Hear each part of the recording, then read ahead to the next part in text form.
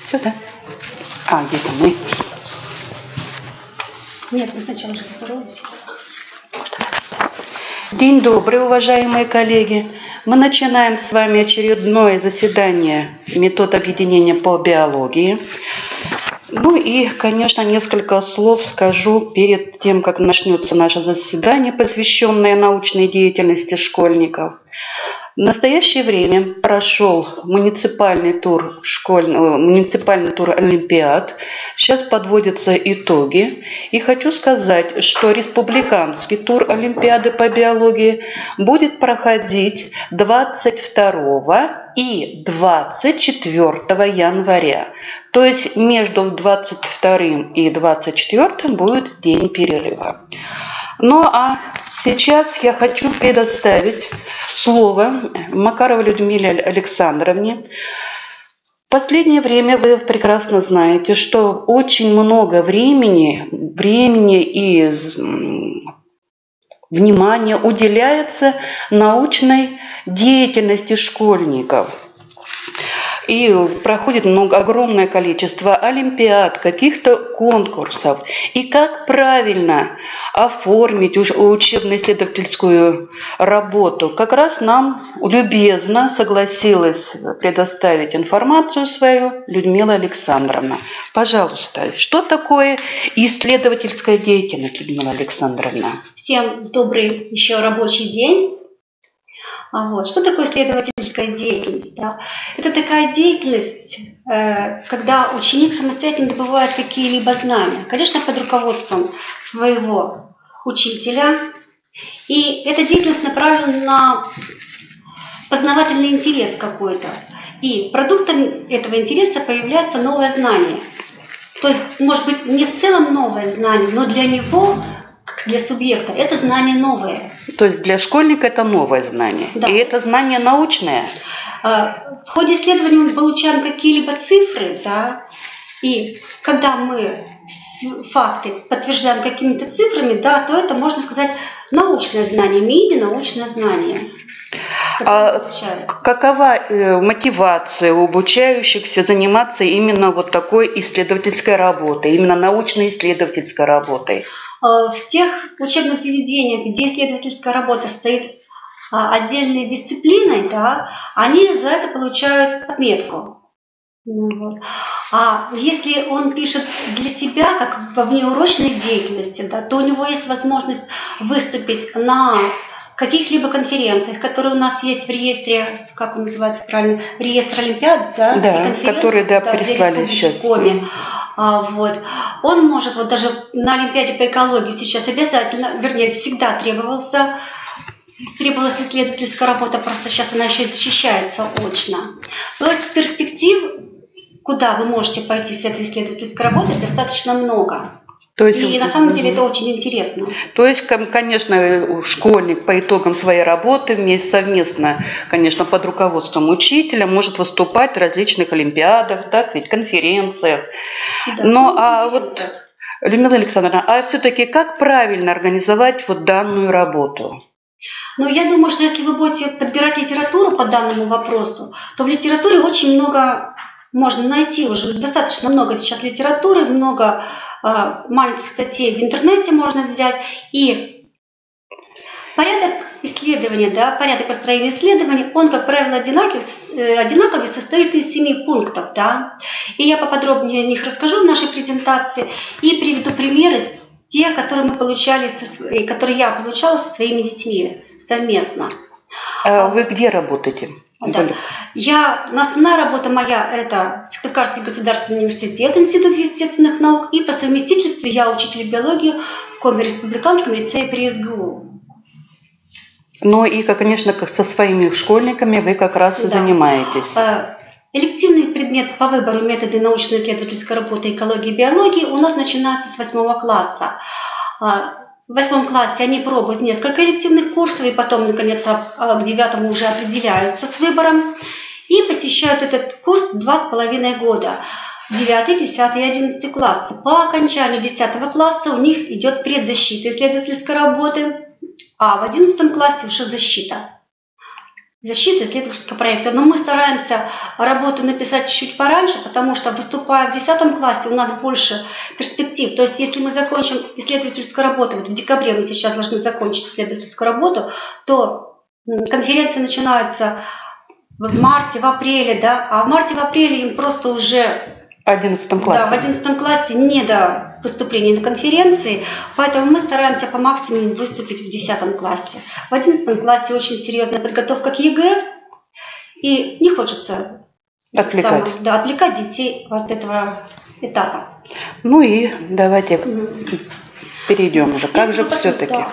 Если вы посмотрите на этот слайд, вы увидите, что основные 7 этапов выделяются в построении исследования. Первый — выбор темы и направления исследования. На этом этапе мы выбираем вместе с учащимся тему, да, определяем направление исследования, выдвигаем гипотезу, описываем предмет-объект. На втором этапе мы ставим цели и задачи исследования, подбираем методы. Когда получаем результаты, мы анализируем эти полученные данные, далее формулируем выводы и подводим итоги. И вот сейчас немножко поподробнее. Вот. Как выбрать тему и направление исследования? Значит, существует два основных фактора. Это субъективный фактор, когда тема интересна самому исследованию, то есть обучающемуся, и объективный фактор. То есть актуальность темы, она должна быть интересной не только самому исследованию, но и всем остальным. У нее должна быть практическая значимость, новизна, степень изученности. И, конечно, вот, например, степень изученности очень трудно определить, потому что у нас сейчас очень много что изучено. Вот. Или обучающийся повторяет уже известные работы, да, но на каких-либо других объектах, да, или рассматривать такой аспект, который еще не рассматривали. И в результате слияния двух этих факторов, объективных и субъективных, да, мы выводим тему исследования. Тема должна быть конкретной, доступной, нужной и интересной. Вот. Во время выбора темы мы прорабатываем гипотезу. Гипотезу мы в ходе работы или доказываем, или опровергаем. Но мы не выдвигаем такие гипотезы, которые всем уже известны. Например, мы не можем выдвинуть гипотезу, да, что частота сердечных сокращений при физической нагрузке усиливается. То есть это уже давно известный факт, да, и мы не повторяем такие гипотезы. Уж лучше остаться, если мы, например, проводим такую работу, то мы можем поупражняться в выдвижении гипотезы, но, допустим, саму исследовательскую работу можем не записывать ее. Вот. Выбор темы и направления исследования – это еще один пункт. Да. Значит, смотрите, у нас должна быть обязательно выбрана объектная область исследования, то есть в которой находится объект.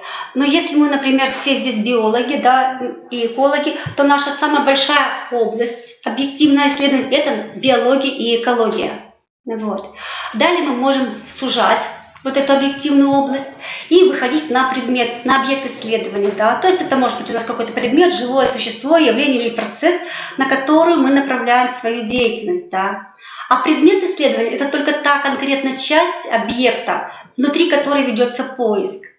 И вот как раз объект, предмет определяет тему работы. То есть предмет как способ рассмотрения объекта. Давайте поясню на примере. Если мы возьмем, например, вообще объективную область, это у нас биология или экология, в ней находится наш объект, а в ней предмет. То есть объект всегда шире предмета, а объектная область всегда шире объекта, или можно сказать наоборот. Вот пример. Физиология. Да, это объектная область. Да. Мы сужаем эту объектную область. Вот мы исследуем человека. Конкретно, какой объект мы исследуем? Мы исследуем пищевое поведение, допустим, какой-либо группы людей. Что мы исследуем? Какой предмет? Мы исследуем возрастные особенности. То есть, как пищевое поведение меняется с возрастом. Вот еще это примеры. Если у нас объектная область биология, мы ее можем сузить до микробиологии. Объектом у нас будут различные микроорганизмы. Это могут быть грибы, это могут быть бактерии какие-то, да. А предметом изучения могут быть их рост, их развитие, размножение и распространение. То есть, например, уже забегая вперед, тема может звучать, да, распространение грибов, ну как-то там так далее и так далее. Если мы возьмем область, допустим, экологии, мы сужаем до области аутоэкологии. Предметом могут быть или растения, или животные, а предметом изучения может быть их приспособление к температуре, или к освещению, или к влажности. То есть мы можем взять что-либо одно. Вот. Если, конечно, мы делаем эту работу на протяжении достаточно длительного времени, мы можем, например, взять температуру и освещение, а потом добавить влажность. Ну и в течение нескольких лет вы можете предметом изучения из этой области и температуру, и освещение, и влажность, и конечным итогом может быть и приспособленность. Получается, да. То есть вот мы разберем, например, не все различные растения, мы возьмем какое-нибудь одно растение, допустим, типичное для вашего края, и посмотрим, как оно, допустим, приспосабливается к температуре, или к освещению, или к влажности. Мы можем на протяжении летнего периода это рассмотреть. То есть варианты здесь могут быть многочисленные.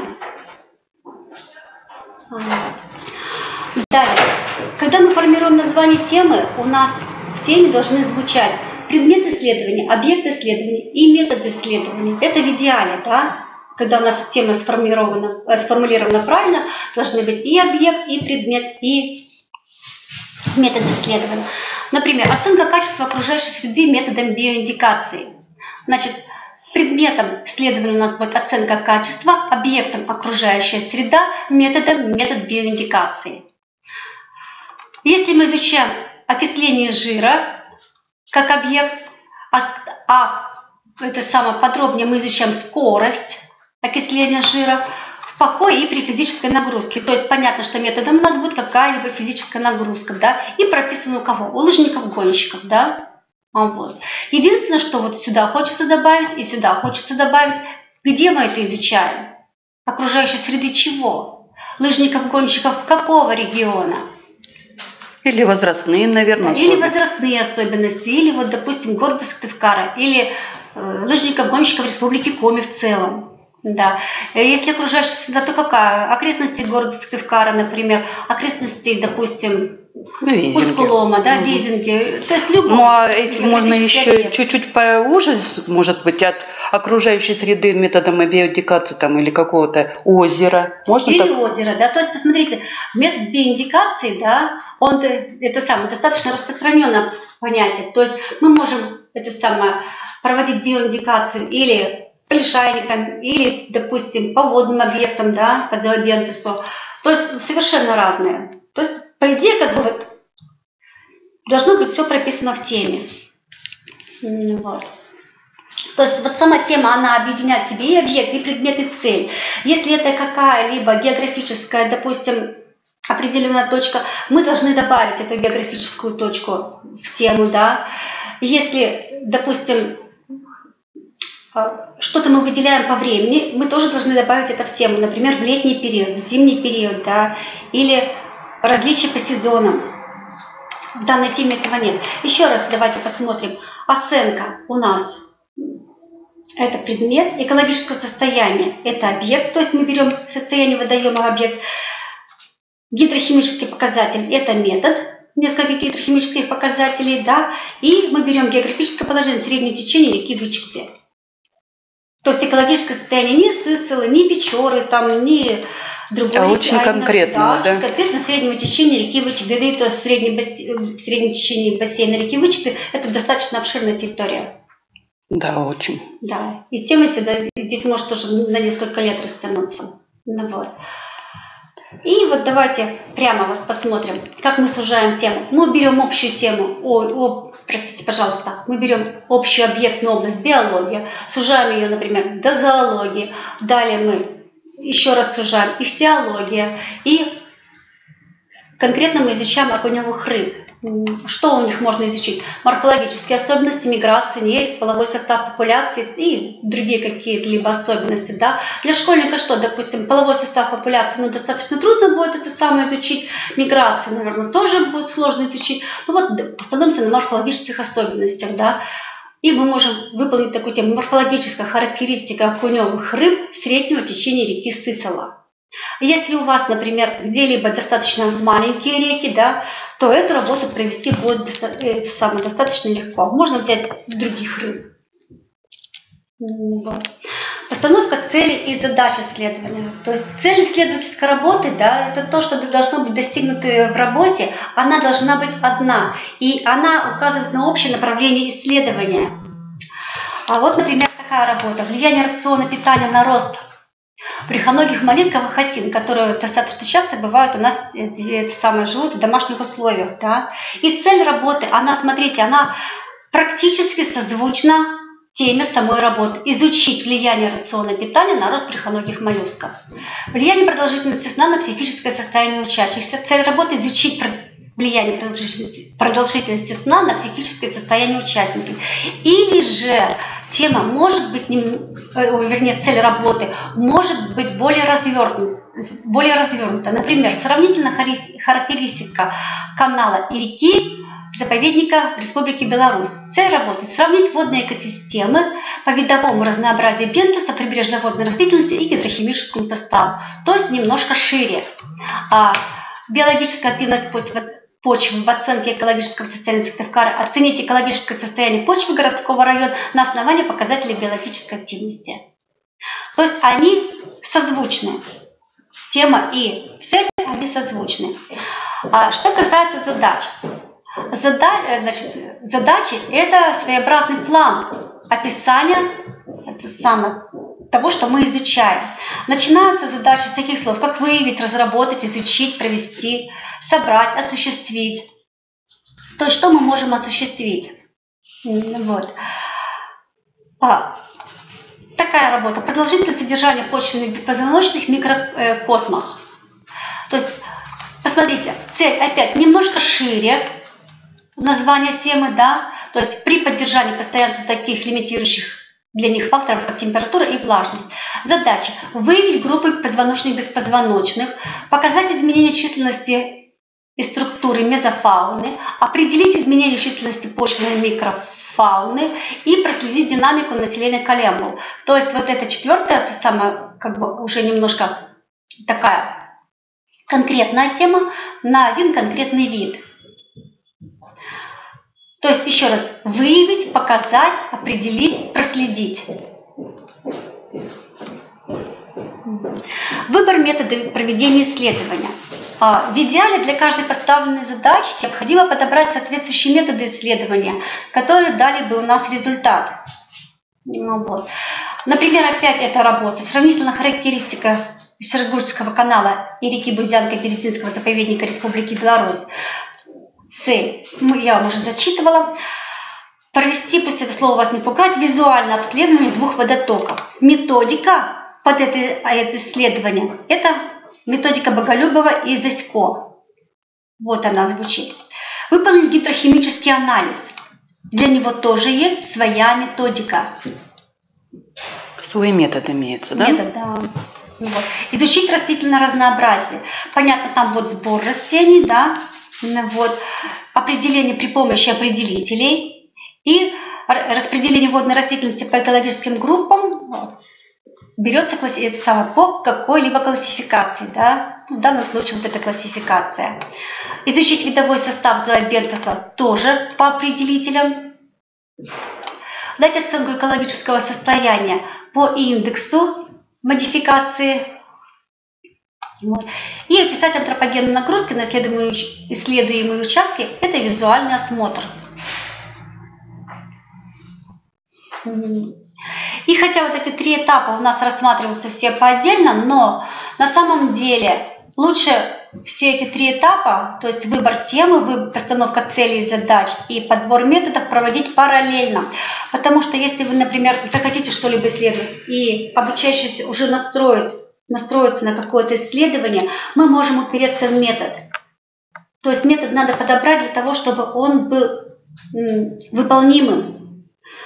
А на какие-то методы, например, необходимо конкретное время, какое-либо оборудование, которого в школе может быть и не оказаться.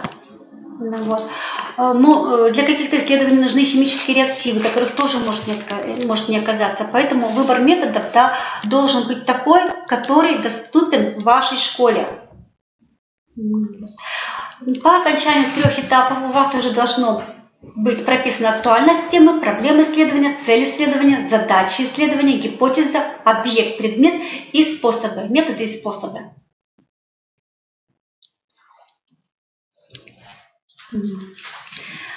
Про сам эксперимент я не рассказываю, потому что если вы, например, будете работать по методике какой-то, там это все подробненько описано, как вы будете работать. И записывать данные, протоколы, которые там вам уже разработаны, или свои протоколы разработать, или это могут быть какие-либо таблицы. Полученные факты, они не должны быть это самое, да, одиночными, их должно быть это самое несколько, да, для того, чтобы у нас появился какой-то набор данных по этому исследованию. И сразу переходим к пятому пункту, это анализ полученных данных. Я своих детей приучаю работать в Excel, то есть это самый экономичный способ обработки данных во времени и достаточно легкий, потому что Excel теперь уже владеют все. Там можно построить и графики, и диаграммы, и гистограммы, в общем. Да, и гистограммы. И по ним очень легко сделать какой-либо анализ и установление каких-либо закономерностей. Вот давайте посмотрим. Работа динамика сельскохозяйственных угодий в Республике Коми за 1991-2015 год. База создана в Excel, хотя можно было сейчас ее в другой программе уже создать, да. Вот. Начиная с 1991 года были просмотрены все государственные доклады Республики Коми и была заполнена такая база данных по категориям земель. Вот в левом столбике от меня, да, и годы в вертикальной строчке. Какие-то данные, видимо, отсутствуют. Вот. Какие-то у нас выделены желтым цветом, да, которые у нас подвергаются сомнению. И понятно, что по такой базе данных уже легко работать. Уже легко делать какие-то выводы. Вот. Биологическая активность почвы, оценка экологического состояния города Спыткара, протокол каталазной активности, да, то есть в левой строчке у нас участки, с которых взята почва, 5 повторностей в протоколе, среднее число, и далее идет вычисление с учетом влажности. И вот только, конечно, это самый результат.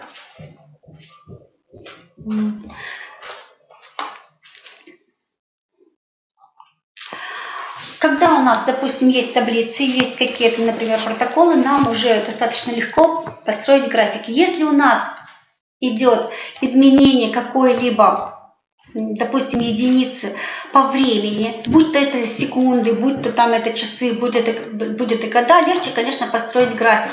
Вот, например, для динамики площадей сельскохозяйственных угодий был построен график. И как его описывать? Да? Мы сразу видим, какое резкое падение произошло у нас в 2000-2001 годах. Да?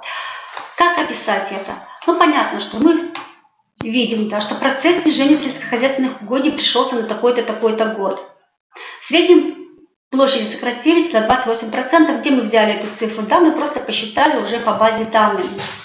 И тут мы думаем, почему они упали? Мы думаем, ага, в 2001 году все перестали засевать. А оказывается нет, просто переход сенокосов из земель сельхозугодий в другую категорию земель произошел. Вот. То есть далее резких сокращений площадей не наблюдалось, даже, заметьте, незначительный рост. Ну, вот. Предполагается, что данные изменения связаны с экономической ситуацией в стране. Вспоминаем, какие у нас были годы 2001-2002, да. Из естественных причин сокращения можно перевести переход из земли с древесной кустарниковой растительностью, то есть просто зарастание этих сельхозугодий, да. То есть по графику мы видим, а описание, конечно, мы уже и считаем, и анализируем. Да, и анализируем, и читаем источники. То есть откуда мы взяли эти цифры? С госдокладов, то есть их надо хорошо проштудировать. Вот, например, изменение качества, значения щелочности на участках в зависимости от времени протекания урязной реакции. Да? Вот она в минутах. То есть у нас получается показатель 1, минуты разные. Да?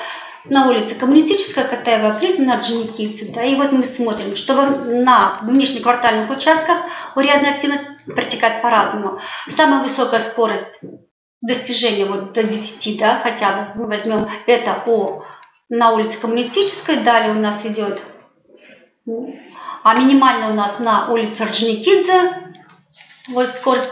И замечено, что скорость вертикальной реакция снижается от ЖД вокзала к центральной водокотельной. И прописаны цифры.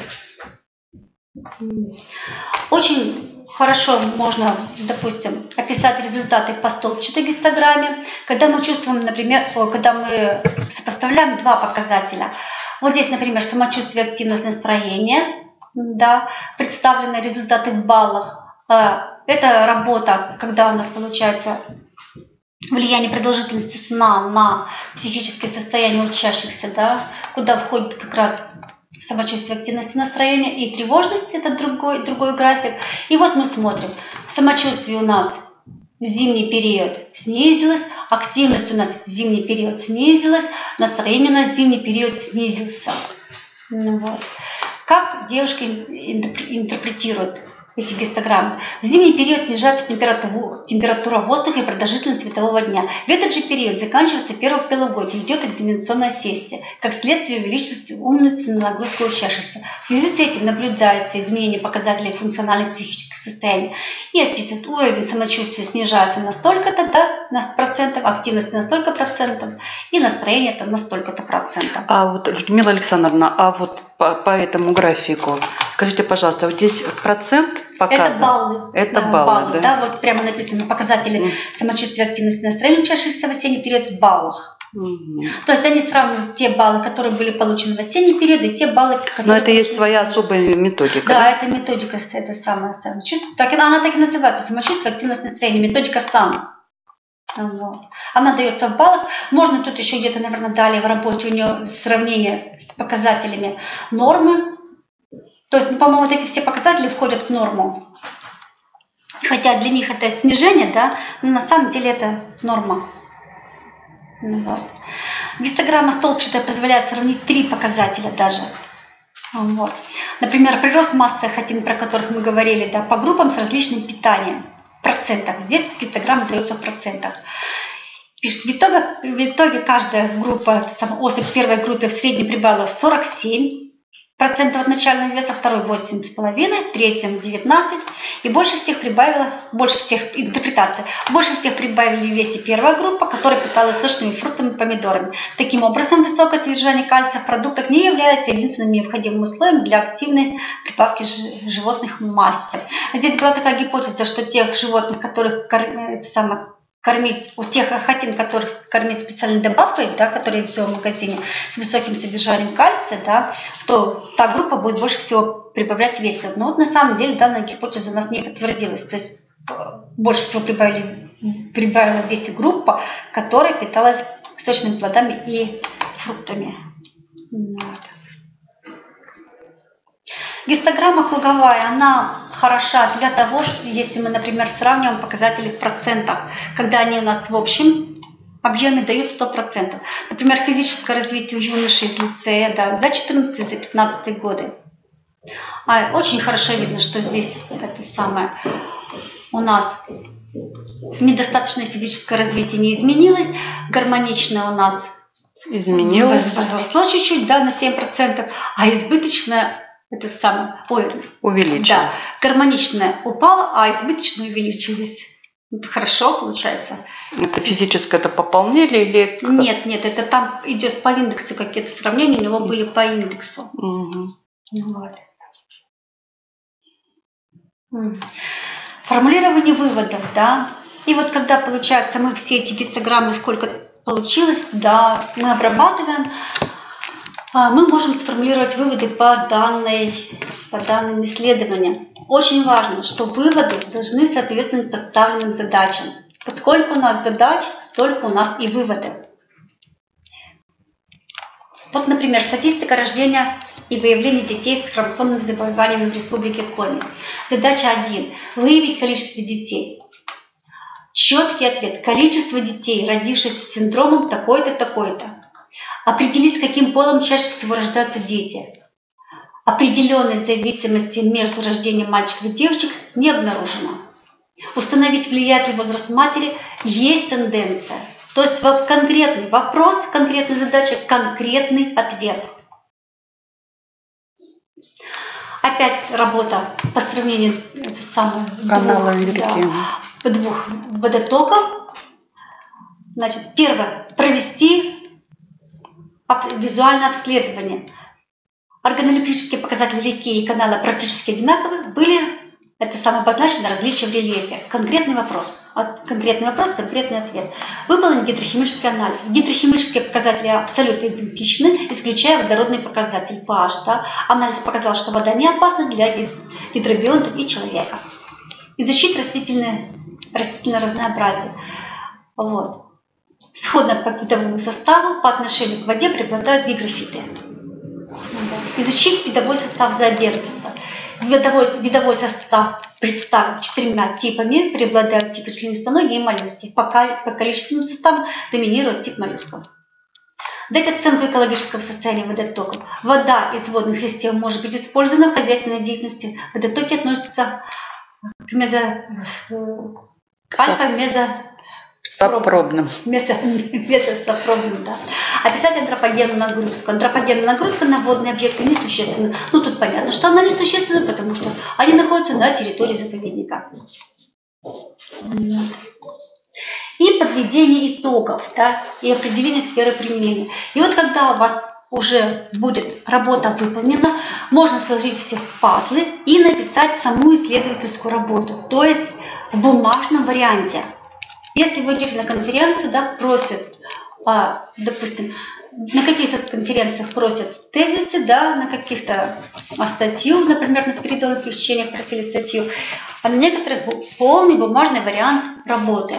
Это, конечно, уже отдельная тема, как написать исследовательскую работу. Именно написать, в плане не сделать, а написать, целая отдельная большая тема. Вот. И когда мы все сложим, она у нас, получается, уже появилась, эта исследовательская работа. То есть исследовательская работа может, то есть печатный вариант исследовательской работы, она может быть результатом всей исследовательской работы, может быть научный отчет, может быть статья, заметка, доклад, тезисы и выступление с докладом. Вот. Организация вашей деятельности при выполнении исследовательской работы. Примерно 1/3 времени занимает как раз первые 3 ступени. Это формулировка темы, цели работы, выбора, обработка методики. Далее. То есть это то время, которое мы посвящаем, наверное, литературному обзору. Да, особенно найти методику проведения, так ведь? Да. Потому что мы можем выйти, например, на одну тему, да, и будем строить задачи, то есть под задачу мы подбираем методики, а одну методику мы не можем сделать. Ну вот никак не можем, но нет у нас какого-то реактива. Мы возвращаемся дальше, как еще можно, ищем другие способы, допустим, изучения. 1/3 затрачивается на сбор материала во время наблюдений и проведения опытов, да и 1/3 уходит на обработку материала, анализ, обобщение, написание текста работы. Вот. И хочу поделиться отзывами выпускников, именно теми отзывами, да, детей, которые не пошли на специальность биология и экология, да, ну, прикладная математика, информатика, да, студент 2-го курса. Он пишет, что меня ждет и курсовая исследовательская работа, и что лицей дал ему базу, которая ему пригодится. Да, достаточно интересный опыт, и я считаю, что он необходим. Вот. То есть статистика рождения и выявления детей с хромосомным заболеванием в Республике Коми. Девушка пошла в совершенно другое направление развития, да, на филологии она. И очень хорошо написала исследовательскую работу, да, ее свой взгляд на исследовательскую работу. Вот. Особенно она написала про ораторские навыки, ей как филологу сейчас это очень-очень пригодилось. Да. И обратите внимание, способность без страха и дискомфорта выступать на конференциях, да, и не бояться высказывать свою точку зрения. Тут получается не только еще научная работа, а психологическая работа прошла. То есть надо еще уметь выступить, не растеряться, ответить на вопросы. На самом деле некоторые дети очень волнуются перед выступлением. Но оказалось, что это очень хорошая школа. Ну, вот. Но здесь более ближе к специальности, да, медицины. Это девушка, как раз, которая писала по влиянию продолжительности сна на психическое состояние учащихся. Она сказала, что в ВУЗе распространена система написания проектов на различных кафедрах. И ее работа пригодилась очень сильно. И с этой работой школьной она выступала перед школьниками на научно-популярных лекциях по ЗОЖ. Да. Ну и, конечно, она тоже дает положительную оценку, что такой вид деятельности обязательно нужен и обязательно пригодится в высшем учебном заведении. Вот у меня все. Так, может, какие-то вопросы? Какие-то, может быть, вопросы есть? Включи, пожалуйста. Там где-то. Нет. Вон, вот здесь. Вот он включал. Вот здесь, по-моему, да? Нет? Что? Ну, добрый день. Так, таких вопросов. Будет запись видео? Будет. Запись в видео, конечно, будет. Можно будет найти на сайте «Открытое образование», и там можно будет посмотреть еще какие будут. Добрый день. Так, спустите, пожалуйста, сюда. Ну и ничего такого больше нет. Если есть вопросы, пожалуйста, задайте. Мы пока находимся и в эфире, с удовольствием ответим на ваши вопросы. Но пока вопросов нет. Если у кого-то появятся вопросы, я еще раз говорю, зайдите, пожалуйста, на сайт «Открытое образование», найдите методическое объединение биологов и задайте как раз мне вопрос, а я с удовольствием передам, если это будет вопрос адресован Людмиле Александровне. Так что ждем ваших вопросов. Ну а если нет вопросов, мы с вами прощаемся. И еще мне бы хотелось, чтобы вы как раз, когда писали на мой адрес, что бы вы хотели услышать, как бы вы хотели собраться, может быть, какое-то другое такое, какую-то организацию проведения, может быть, как-то приехали в Институт естественных наук. Будем рады с вами встречаться. В общем, нет никого, так что, Людмила Александровна, закрывайте, пожалуйста. Всех благодарю за внимание. Понятно, что я даже знаю, почему нет вопросов, потому что это все надо осмыслить, прожить. И вопросы появляются тогда, когда вы начинаете работать. Но, может, как-то оставим свой телефон? Может, на имя директората они могут позвонить и вас позвать, нет? Текст какой-то появился. Так, добрый день, добрый, везде добрый день. Но пока ничего нет. Но мы прощаемся с вами, с наступающим Новым годом. Сайт можно подключаться, можно будет выйти, наверное. Можно, конечно, это самое. Ну, а мы с Людмилой Александровной будем ждать вас 22 января на теоретический тур, а 24 на практический тур Республиканской олимпиады по биологии. Всего вам доброго. До свидания. С наступающим Новым годом. Давайте выключайте, а то мы так долго.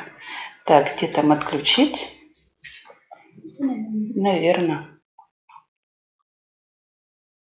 Мы закрылись. Ну, может быть.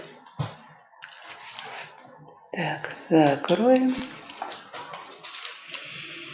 Давай потихонечку уйдем, не разговаривая.